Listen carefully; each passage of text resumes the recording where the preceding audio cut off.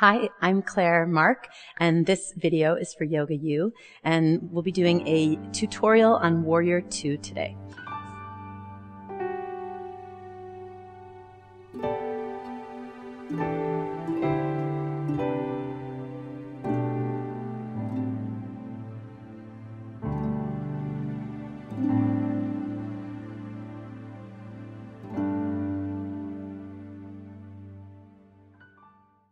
So, I'm going to have you, Janie, come up to standing. And we're going to kind of break down Warrior 2, all the little parts of it. So the first thing that we want to focus on in Warrior 2 is the length of stance and the position of your feet. So whatever's touching the floor is your foundation, and your foundation is the most important thing of every pose. So we're going to take a wide stance. We'll face forward towards the camera here. And your stance for Warrior 2 is pretty wide. So it's if you take your arms out at shoulder height, you want your feet to be almost as wide as your wrists are. That's good. And then for right now, we'll just have you take your hands to your hips. So Warrior 2, one leg, which we'll do the right leg first, is externally rotated. So take your right leg and you'll turn your right foot out 90 degrees. You want to have your foot parallel to the side edge of your mat. Your back foot wants to be turned forward slightly, just a little bit, at 10 degrees. So you can actually take your back heel and just pivot it out a tiny bit. And we'll talk about that in a little bit. The position of the feet here is heel, straight back to the opposite heel. You can actually also do it heel to arch, but we're going to just do heel to heel today. Heel to arch is sometimes just a little bit more advanced. Heel to heel is sometimes a little easier, a little more basic. Okay, we're going to keep hands on the hips, and for just a moment, work on bending your right knee. And as you bend your right knee, we want to bring your knee straight forward so that your knee stacks just on top of your heel with your thigh parallel to the floor. Now, you can see here that Eugenie's thigh is a little bit higher than parallel to the floor. So from here, we're going to have her straighten her leg and then wiggle her foot out just a little bit further. And I will say, if you're at home and you have a mirror that you could do this in front of after you learn the pose, it's not a bad idea to do it in front of a mirror because you can actually see it a little bit better with your leg. So you're going to bend your knee again and have your knee right on top of the heel. Okay, good. So this is really beautiful. What I would say is, like, the bottom of your thigh being parallel to the floor is great. The back leg is really straight. And then we'll just straighten the right leg just to come out. It's a hard pose to hold, so we're not going to stay in it for too long. Now we're going to switch sides. She'll turn the whole right leg in. Pivot the heel just a little bit wider than the toes. Okay. And then pause here for a moment. Notice her left foot is turned out now at 90 degrees to that edge of her mat. The reason why we have this back foot turned in about 10 degrees is to protect the back knee. So what happens is,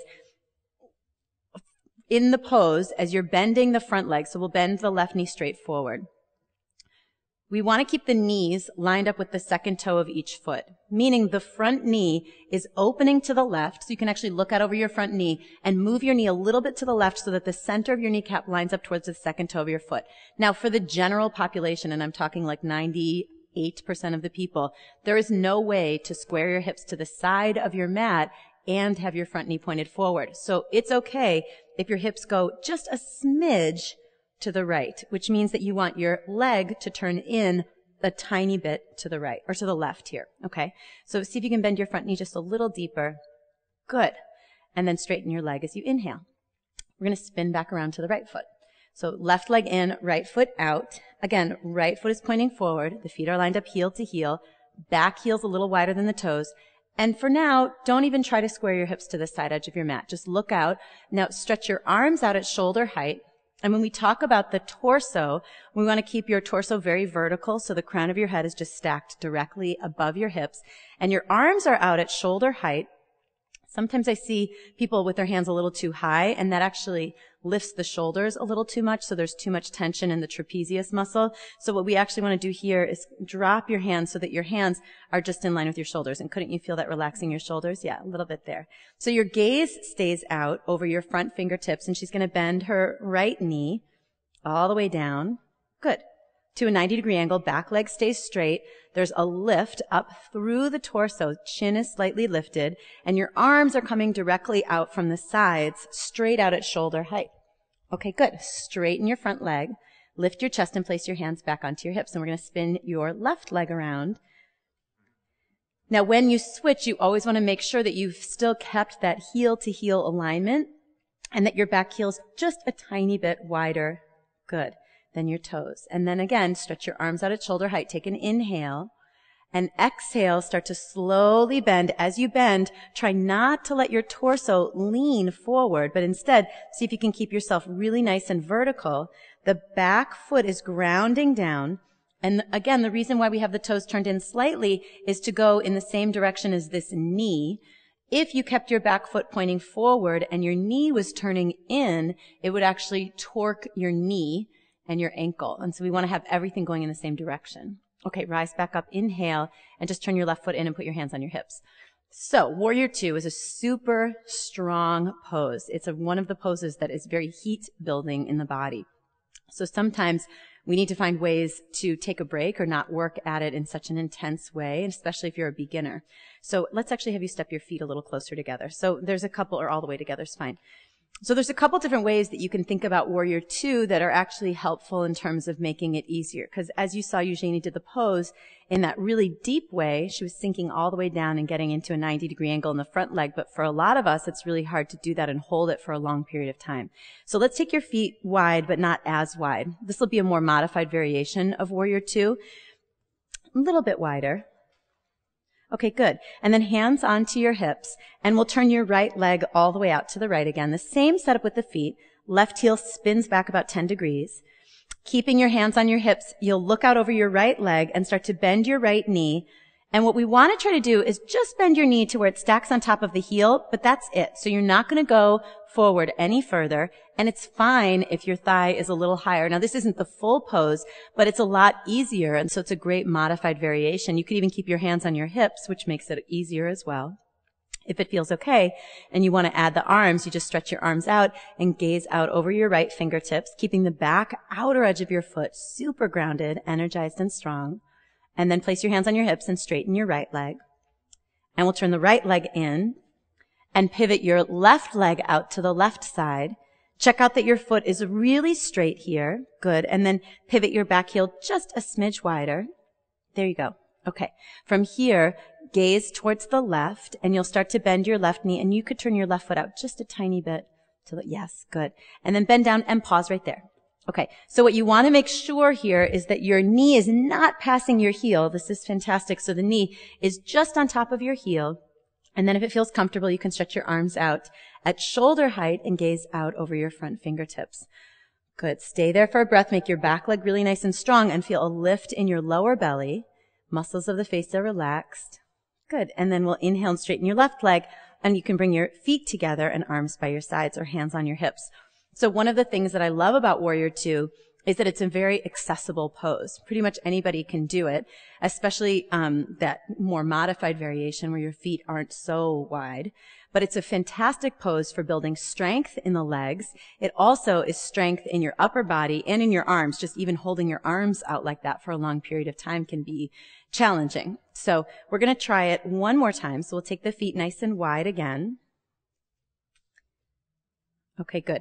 And then challenge yourself. So you can see, like, Eugenie took her feet pretty wide here. But for the full pose, remember that most people take too short of a stance. So let's wiggle your feet a little bit wider apart.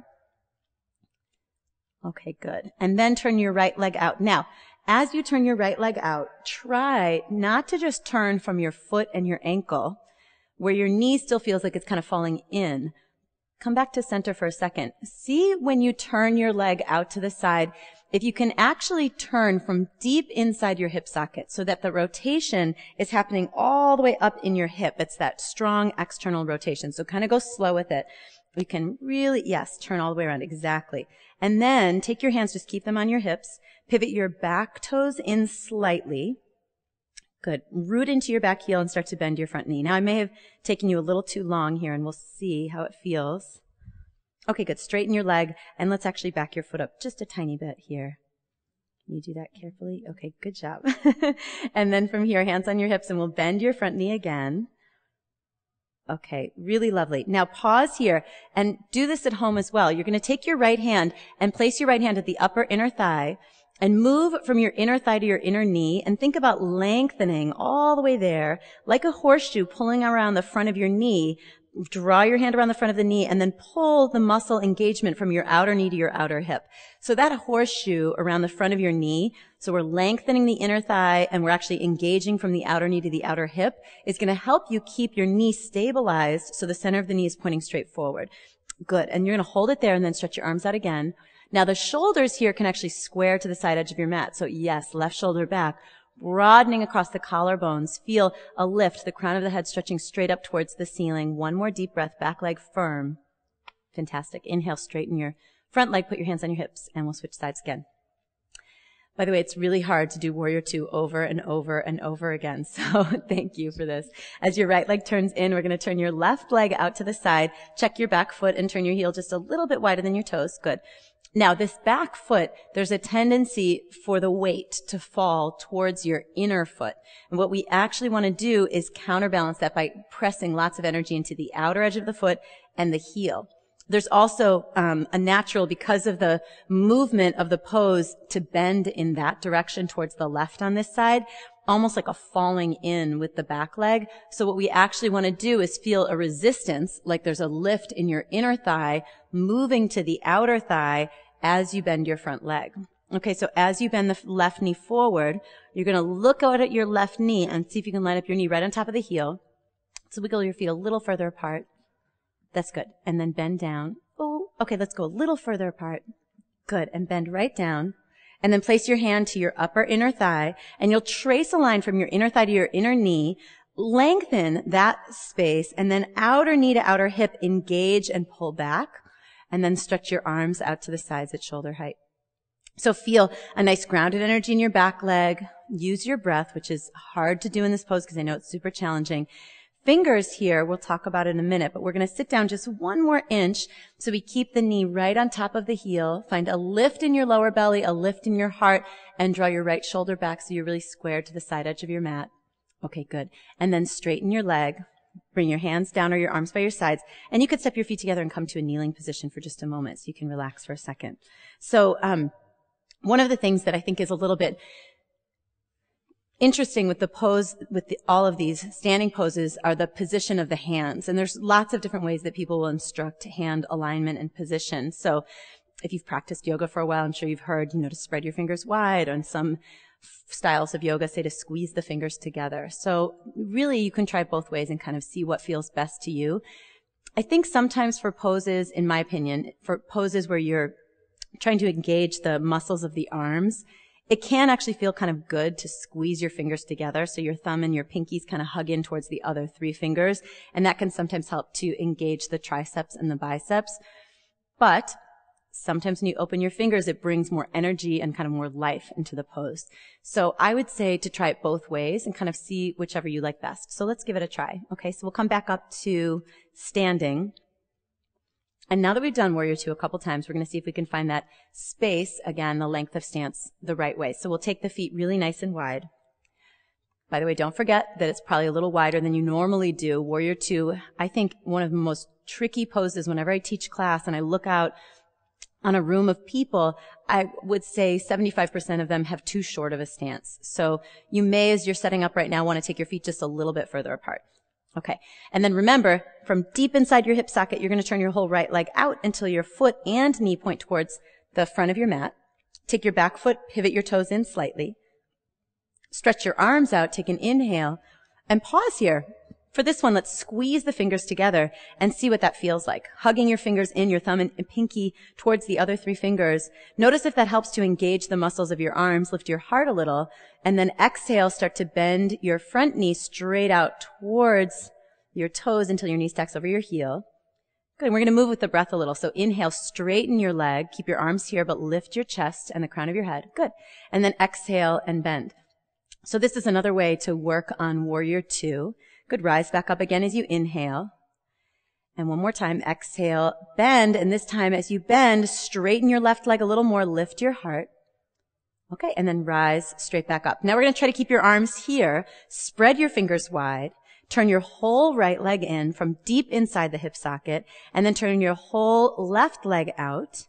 Make sure your back heel is just a smidge wider than your toes. And then sit down into the pose. And as you sit down into the pose, gaze out over your front hand and make sure that your stance is long enough. You could make your stance a smidge longer. There you go. And try to find your edge there. Okay. With the fingers wide, notice how this feels in your arms. Take your next inhale, straighten your front leg, lift your heart. And then exhale, bend your front knee and root into your back heel all the way down. Good. Inhale, straighten and lift your chest. Exhale, bend all the way forward till your knee stacks on top of the heel. One last time. Inhale, lift your heart, and then exhale and bend. Keep your fingers spread wide, sit all the way down, and then pause there for a moment. See if you can hold the pose and really feel warrior stance. So really feel the strength, the power, and the energy that the pose creates. And then straighten your leg. Good. And release, hands onto your hips. Turn your left toes in, and you can step your feet together, and we'll come back down to a seated position. So, Eugenie, did one feel better than the other, the hands together or fingers spread wide? Together, okay. So I like together too. Sometimes in other years, I've preferred fingers spread wide, but currently I'm enjoying it with the fingers together. There seems to be some kind of power and strength I get from that. The other thing that's really, I think, wonderful about Warrior 2 is it is a great hip opener. So when we're in the pose and we traced your hand on the inner edge of your leg, really, if you're doing it correctly, you're getting this deep stretch in your inner thigh and an engagement in the outer leg. Could you feel that when we did it? Yeah. And as you sit down into the pose, there's a ton of strength. So it really is no joke that it's called Warrior 2 because it's so much happening in the pose. So when you're practicing the pose, holding it can actually be really hard. So even if you hold it for like 5 breaths, that's a lot.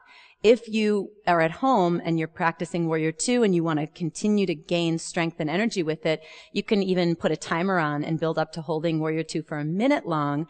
And trust me, if you hold Warrior 2 for a full minute on each side, you will really feel your muscles working. But it's a great, quick way to build heat and strength and flexibility in the hips and in the legs. So definitely not a pose to stray away from.